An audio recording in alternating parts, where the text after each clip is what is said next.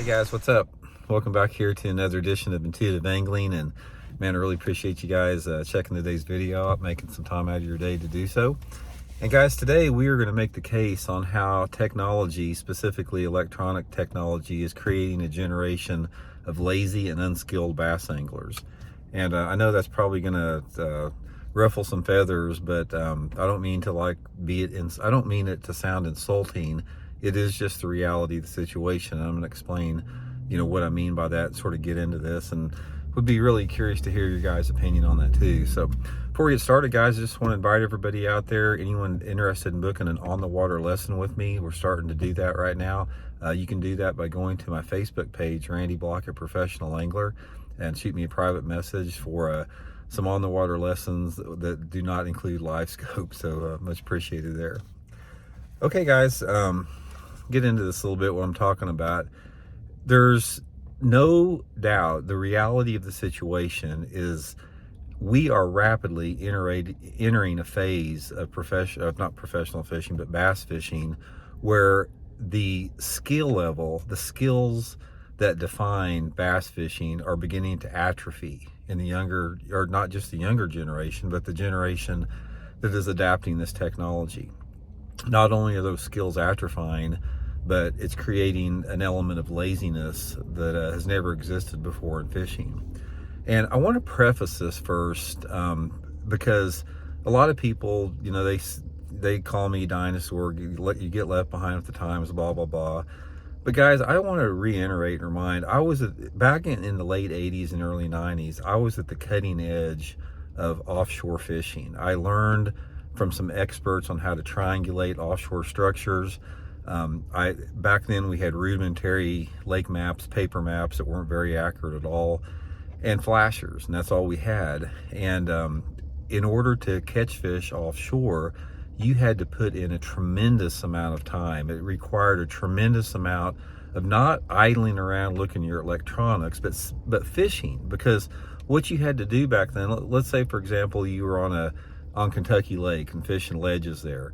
Back then, the only way that you could locate fish is you got out on one of those ledges and you simply put the trolling motor down and looked at your flasher, and you tried to stay on the drop off, and you had to work miles and miles of the ledge until you ran into some fish. Now, the paper maps we had back then, they showed some creek intersections, but they didn't show ditches. They showed like major intersections. So a lot of the subtle stuff that's taken for granted now in electronic technology and mapping systems, that wasn't there back then. So you had to feel this structure, like with your crankbait or your jig or whatever you were fishing, and it required a tremendous amount of time, a tremendous amount of work, a lot of effort to locate those spots. And then once you located those spots, you had to know how to triangulate different objects on the bank in order to even get close to there. And a lot of times you never did. Most of the time we would take a stick and tie it on a string, and if we found a school of fish or something, we'd throw that over, and hopefully nobody ran over the stick or found the stick or whatever, and in an attempt to get back off there. Because when you didn't have GPS mapping, which we didn't back then, there was no guarantee that you were going to find an area offshore once you did find some fish there.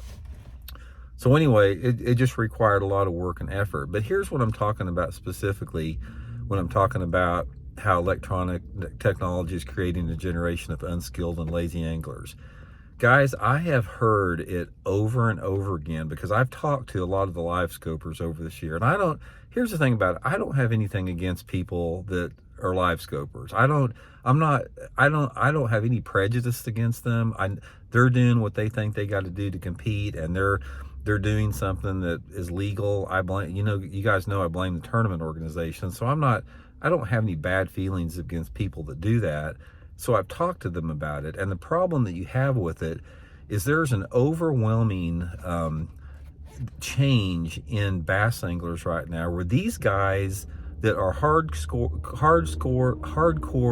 spotlighters, they admit that they can't compete on any other level except that. They don't know how to go out and find fish with traditional bass fishing techniques. They don't understand seasonal patterns.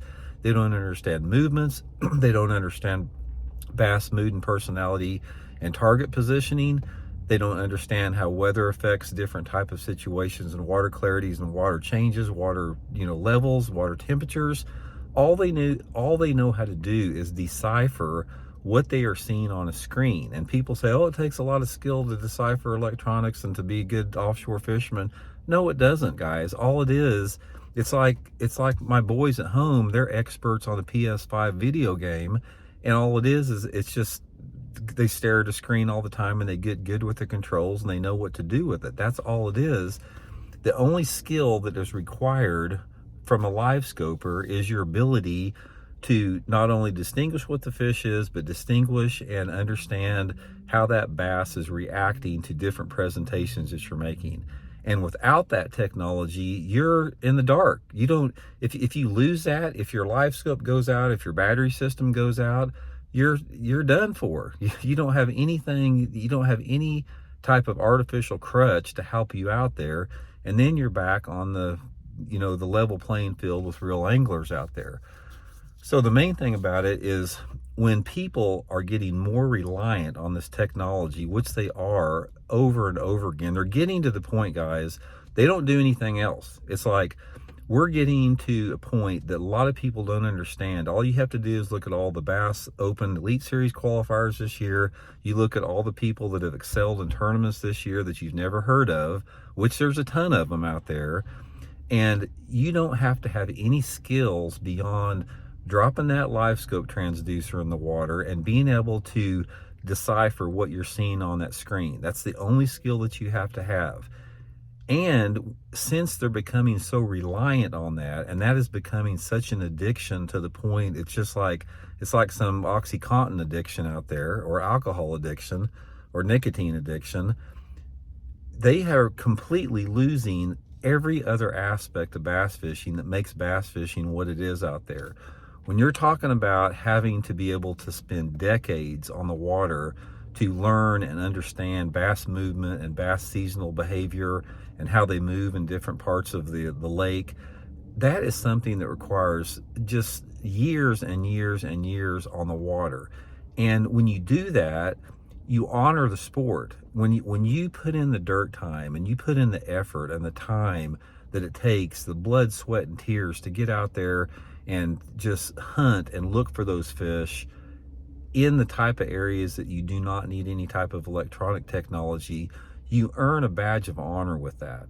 And I can tell you right now, because I was, like I said, I was fishing offshore and winning tournaments offshore before most of the guys watching this video. Certainly I was doing it before a lot of the live scopers today were even born. And there is an element of satisfaction that comes into play when you get offshore, or you're getting on some type of structure fishing, and you have located a sweet spot or a magic spot simply because out of a multiple of thousands of casts and tens of thousands or hundreds of hours on the trolling motor, and you find these type of areas, there's a sense of satisfaction that comes with that doesn't exist in modern day technology. So on top of that, all the live scopers now that are really getting focused and dedicated to that technique, and there's no going back on it, as far as they're not going to stop live scoping and get up on the bank and flip a jig. They're going to keep waiting for that technology to advance even more to make it even easier for it. As those skills atrophy in other parts of bass fishing, there's also an element of laziness that plays that role too, because it takes a lot of hard work and time on the water to learn how to catch bass without a live scope. And that, to me, it is such an insult to everybody that came before everybody, and to the bass and to the sport in general, that we have sunk to a level in the sport where somebody with next to no skills whatsoever can just put an electronic unit in the water and compete with guys that have been doing it for decades and decades and decades. I just think that's a complete disservice, and I don't think it shows a level of respect what the sport is meant to be, especially on the competitive level. And it's just going to get worse, because with Bass's catastrophic decision last week not to do anything about regulating or limiting live scope, it's still balls to the wall, guys. It's balls to the wall for the R&D departments to develop even more advanced units. Here's another thing with that. Why didn't Bass even consider what a lot of people were talking about with some type of limitation on it, where some tournaments you could use it, some that you couldn't use it. You could use it in practice, but you couldn't use it in the tournament. There's a lot of different steps they could have taken to incrementally wean people off this addiction, but they chose not to. They caved in to the electronic companies. That's all it was, plain and simple.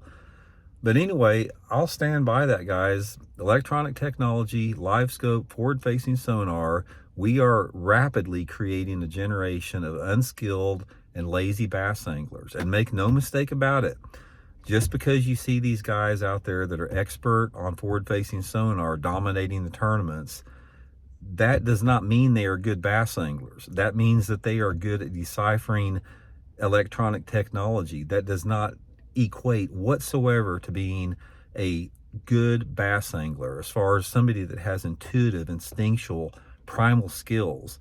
And once we lose that, once you lose that aspect of bass fishing, which we are rapidly losing right now, you diminish the sport. You take away from the intrinsic value of what the sport is meant to be. Now, some people cannot wrap their mind around that. I've had this conversation, and there's a group of people out there that simply do not understand, or they can't grasp it mentally, what it means to, and what the importance of having that perspective on fishing is, because that is what fishing is. Fishing, when you start to relegate it to the level of nothing but looking at a screen, and you're so dependent upon that screen, if that screen breaks down or you don't have it, you basically give up.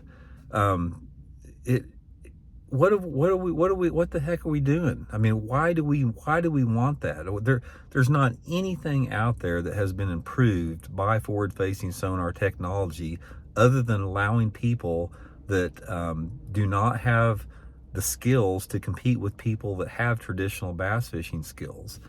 So it's man, it's just, I know you guys are probably getting tired of hearing it, but like I said, as long as this continues to be legal, and as long as it's in our face all the time, and as long as I continue hearing every freaking tournament, if it wasn't for my forward-facing sonar, I wouldn't won this tournament. I saw every fish that I caught on forward-facing sonar in this tournament.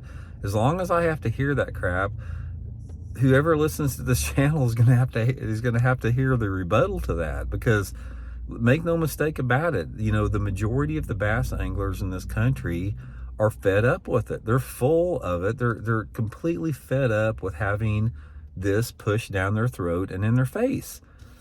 So anyway, I stand behind my comment. Forward-facing sonar is creating a generation of lazy, unskilled bass anglers by any definition of the means. Just because you go out there and look at your forward-facing sonar for 8 or 10 hours a day and you think you're working hard by looking at that forward-facing sonar, you're not. You're diminishing the sport. You're diminishing the value of the sport. And I feel bad, because I don't blame this, again, on the anglers that are doing it. I blame it on the electronic companies and the tournament organizations that are enabling it.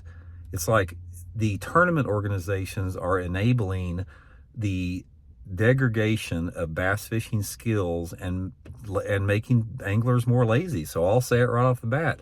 Bassmaster, MLF, any tournament organization that allows and condones forward-facing sonar is contributing to the loss of skill, the loss of talent, and the laziness within fishermen that are, it's going to do nothing but increase over the future years unless something to stop with that. So anyway, guys, I think you get the gist of it. Let me know what you all think about that. And like I said, for all you guys that say that all I do is, you know, get back to fishing tip videos and all that they don't want to hear the opinion videos, guys, in the last 3 years, I've done over 2,500 fishing tip videos. So there's plenty of fishing tip videos out there for you to watch, but somebody's got to fight the good fight, and somebody's got to be the signpost point in the way. Somebody has got to be the voice standing up for the people that don't have a voice. And since I do have a platform here, a large platform, that's what I'm going to do. I don't make any apologies about it. I know it's the right thing to do, and like I said, appreciate the support from the people that that agree with me on that, and even the people that don't agree with me. Maybe you can you know, at least consider some of the things I'm talking about and have a different viewpoint on that, because a lot of this comes from just experience. It comes from age. It comes from, you know, being around the sport a long time, guys. I've been fishing, you know, for bass for 50 years. I've been fishing tournaments since 1979. You know, I've been in the trenches with it. I know what this sport's about. I know the ins and outs of it. And I've got a vested interest in seeing this sport be better than it was when I started for future generations, and we are rapidly heading backwards. We're not heading in that direction. Every single measurable thing that you can equate how the sport is doing as far as sustainability issues, you know, everything in and around that topic is going in a backward direction. It's not moving forward positively. Our lakes are getting tougher and tougher. It's getting tougher and tougher to catch fish. The fish are becoming more pressured. You know, our lakes are getting more polluted out there. They're getting overfished. They're getting overused. There's too many tournaments out there. And that is not a negative, because if you do not acknowledge a problem and you try to sweep it under the rug, that is a recipe for disaster. And I just want to keep bringing light to that. I mean, I want to continue to bring attention to the challenges and the potential dangers, or the dangers that do exist right underneath our nose to the sport. Because like I said, it doesn't do any good to have this unicorn and rainbows, you know, BS that doesn't address the issues that we have going on currently right now. So anyway, like I said, that's my 2 cents on the thing. Let me know what you guys think. We'll talk later.